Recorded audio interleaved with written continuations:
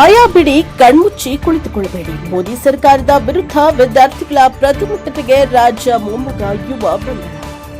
Neat ಅಕ್ರಮ ಹಾಗೂ ಪ್ರಶ್ನೆ ಪತ್ರಿಕೆ ಸೋರಿಕೆ ವಿರುದ್ಧ ವಿದ್ಯಾರ್ಥಿಗಳು ದೆಹಲಿಯ ಜಂತರ್ ಮಂತರ್ನಲ್ಲಿ ಪ್ರತಿಭಟನೆ ನಡೆಸಿದ್ದಾರೆ. ಸಣ್ಣ ಪ್ರಮಾಣದಲ್ಲಿ ಆರಂಭವಾದ ಈ ಪ್ರತಿಭಟನೆ ನಿರೀಕ್ಷೆಗೂ ಮೀರಿದ್ದು ಲಕ್ಷಾಂತರ ವಿದ್ಯಾರ್ಥಿಗಳು ಜಮಾಯಿಸಿ ಕೇಂದ್ರ ಸರ್ಕಾರ ಹಾಗೂ ಶಿಕ್ಷಣ ಸಚಿವ ಧರ್ಮೇಂದ್ರ ಪ್ರಧಾನ್ ವಿರುದ್ಧ ಘೋಷಣೆ ಕೂಗಿದ್ದಾರೆ. ಇನ್ನು ಹಲವಾರು ಮಂದಿ ಜಂತರ್ ಮಂತರ್ಗೆ ತೆರಳಿ ಪ್ರತಿಭಟಿಸಿದರೆ ಇನ್ನು ಅನೇಕ ಮಂದಿ ಆನ್ಲೈನ್ನಲ್ಲಿ ತಮ್ಮ ಬೆಂಬಲವನ್ನು ಪ್ರತಿಭಟನೆಗೆ ಸೂಚಿಸಿದ್ದಾರೆ. ದೆಹಲಿ ಪ್ರತಿಭಟನೆಯ ವಿಡಿಯೋ ಹಾಗೂ ಫೋಟೋಗಳನ್ನು ಹಂಚಿಕೊಂಡು ಆಕ್ರೋಶ ಹೊರಹಾಕಿ ಕೇಂದ್ರ ಸರ್ಕಾರ ಈಗಲಾದರೂ ಪ್ರತಿಕ್ರಿಯಿಸಲಿ ಎಂದು ಟ್ವೀಟ್ ಹಾಗೂ ಪೋಸ್ಟ್ಗಳನ್ನು ಮಾಡಿದ್ದಾರೆ.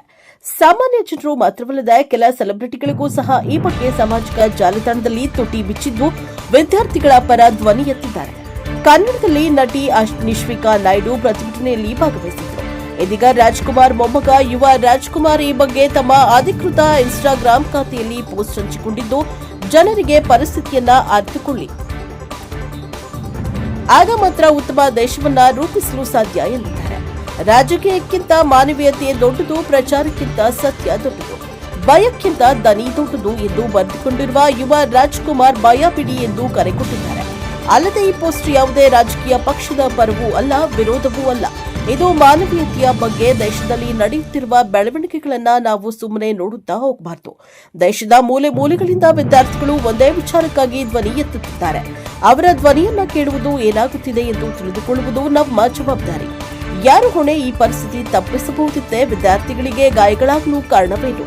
ಇಂತಹ ಘಟನೆಗಳು ಮತ್ತೆ ನಡೆಯದಂತೆ ನಾವು ಏನು ಮಾಡಬೇಕು ಎಂದು ಯುವ ರಾಜ್ಕುಮಾರ್ ಪ್ರಶ್ನೆಗಳನ್ನು ಬರೆದುಕೊಂಡಿದ್ದಾರೆ. ಪ್ರತಿಯೊಬ್ಬ ನಾಗರಿಕನಿಗೂ ಮಾಹಿತಿ ತಿಳಿದುಕೊಳ್ಳುವ ಜವಾಬ್ದಾರಿ ಇದೆ. ನೆಲಮಟ್ಟದಲ್ಲಿರುವವರ ಧ್ವನಿಯನ್ನ ಆಲಿಸಿ ಸತ್ಯಾಂಶಗಳನ್ನ ತಿಳಿದುಕೊಳ್ಳಿ, ಕಷ್ಟದ ಪ್ರಶ್ನೆಗಳನ್ನ ಕೇಳಿ, ನಿಮ್ಮದೇ ಆದ ಅಭಿಪ್ರಾಯ ರೂಪಿಸಿಕೊಳ್ಳಿ. ಒಂದು ರಾಷ್ಟ್ರ ತನ್ನ ಜನರು ಕಣ್ಮುಚ್ಚಿ ನೋಡೋದನ್ನ ಬಿಟ್ಟು ಮಾನವೀಯತೆಯ ಪರ ನಿಂತು ಹೊಣೆಗಾರಿಕೆಯನ್ನ ಕೇಳಿದಾಗ ಇನ್ನಷ್ಟು ಬಲವಾಗುತ್ತದೆ. ಇದು ನಮ್ಮೆಲ್ಲರ ಸಮಸ್ಯೆ. ಏಕೆಂದರೆ ಒಂದು ರಾಷ್ಟ್ರದ ಭವಿಷ್ಯವನ್ನ ಅದರ ಜನರ ಜಾಗೃತಿ, ಮಾನವೀಯತೆ ಮತ್ತು ಹೊಣೆಗಾರಿಕೆ ರೂಪಿಸುತ್ತದೆ ಎಂದು ತನ್ನ ಹಿಂಬಾಲಕರಿಗೆ ಪರಿಸ್ಥಿತಿ ಅರ್ಥಕೊಂಡು ಸತ್ಯದ ಪರ ನಿಲ್ಲಿ, ಭಯಪಡದೆ ಪ್ರಶ್ನಿಸಿ ಎಂದು ಹೇಳಿದ್ದಾರೆ.